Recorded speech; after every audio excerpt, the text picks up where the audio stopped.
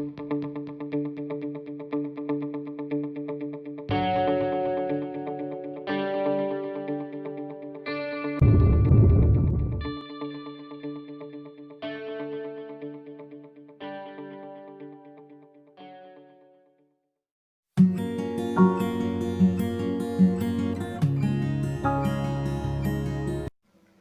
दोस्तों, आप सभी का स्वागत है हमारे YouTube चैनल यूथ इंस्पायर्ड में।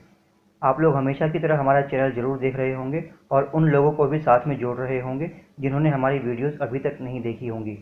हमेशा की तरह आप अपने रिव्यू और सजेशंस कमेंट बॉक्स में भेजिए और हमारा हौसला बढ़ाते रहिए। दोस्तों, आप दूसरों के अच्छे कार्यों से स्वयं को प्रेरित करिए और अपने सद्गुणों से दूसरों को भी प्रेरित करते रहिए। इस विचार के साथ आज का वीडियो शुरू करते हैं। आज के वीडियो का पहला प्रश्न है, संयुक्त राष्ट्र महासभा के 74वें अधिवेशन की अध्यक्षता किसने की? संयुक्त राष्ट्र महासभा के 74वें अधिवेशन की अध्यक्षता दक्षिण अफ्रीकी देश नाइजीरिया के राजनयिक तिजानी मोहम्मद बंदे ने की। 27 सितंबर 2019 को भारत के प्रधानमंत्री श्री नरेंद्र मोदी ने महासभा के 74वें अधिवेशन को संबोधित किया। इसी दौरान 23 सितंबर 2019 को जलवायु कार्रवाई शिखर वार्ता न्यूयॉर्क शहर में स्थित संयुक्त राष्ट्र मुख्यालय में हुई तथा इसकी मेजबानी संयुक्त राष्ट्र महासभा के अध्यक्ष एंटोनियो गुतेरेस द्वारा की गई। दोस्तों, संयुक्त राष्ट्र महासभा संयुक्त राष्ट्र संघ का एक अंग है। संयुक्त राष्ट्र संघ की स्थापना 24 अक्टूबर 1945 को की गई थी। इसकी महासभा को विश्व की लघु संसद भी कहते हैं। चलते हैं अगले प्रश्न की ओर। अगला प्रश्न है, सितंबर 2019 में भारत के राष्ट्रपति ने किन 3 देशों की यात्रा की? भारत के राष्ट्रपति श्री रामनाथ कोविंद 9 से 11 सितंबर के दौरान आइसलैंड की यात्रा पर थे। इसके पश्चात उन्होंने 11 से 15 सितंबर के दौरान स्विट्जरलैंड की यात्रा की। 15 से 17 सितंबर के दौरान उन्होंने स्लोवेनिया की यात्रा की। दोस्तों, इस प्रश्न में भारत के राष्ट्रपति ने जिन जिन देशों की यात्रा की, इनका क्रम महत्वपूर्ण है। इनके क्रम को जरूर याद रखिएगा। जैसे पहले उन्होंने आइसलैंड की यात्रा की, उसके बाद स्विट्जरलैंड की और सबसे बाद में उन्होंने स्लोवेनिया की यात्रा की। बहुत महत्वपूर्ण प्रश्न है, इसको ध्यान से नोट करके रखिए। अगला प्रश्न है, UNCCD COP14 की बैठक कहां पर संपन्न हुई? United Nation convention to combat desertification यानी कि UNCCD COP14 की बैठक उत्तर प्रदेश के ग्रेटर नोएडा में स्थित इंडिया एक्सपो मार्ट में 2 से 3 सितंबर के मध्य संपन्न हुई। 9 सितंबर 2019 को भारत के प्रधानमंत्री ने इस सम्मेलन के उच्च खंड को संबोधित किया। इस सम्मेलन का केंद्रीय विषय भूमि को पुनर्स्थापित करें, जीवन को बनाए रखें, restore land to sustain life था। दोस्तों, UNCCD की स्थापना साल 1994 में की गई थी। इसका मकसद मरुस्थलीकरण से निपटने के लिए कदम उठाने थे। चलते हैं अगले पॉइंट की ओर।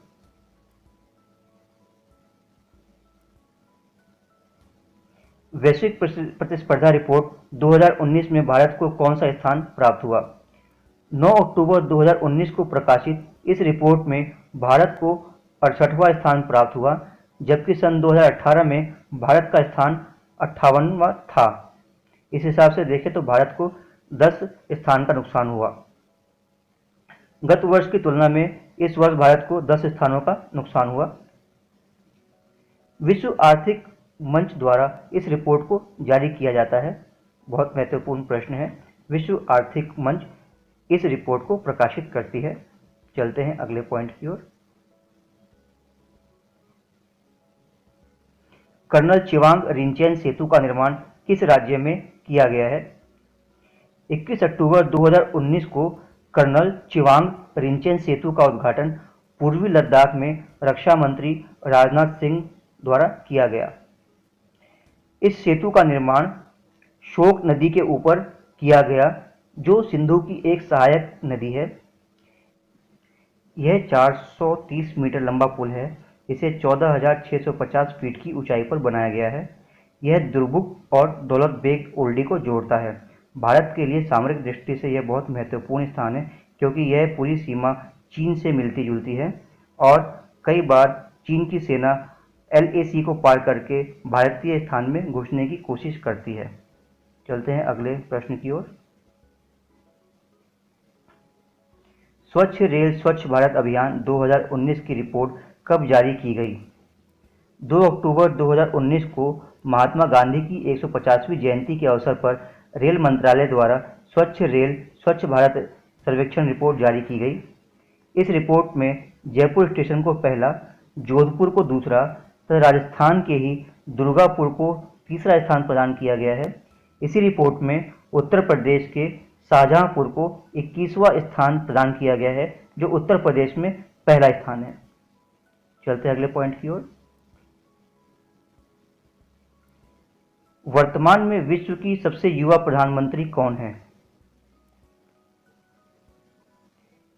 इसका उत्तर है फिनलैंड की 34 वर्षीय सना मारिन वर्तमान में विश्व की सबसे युवा प्रधानमंत्री हैं।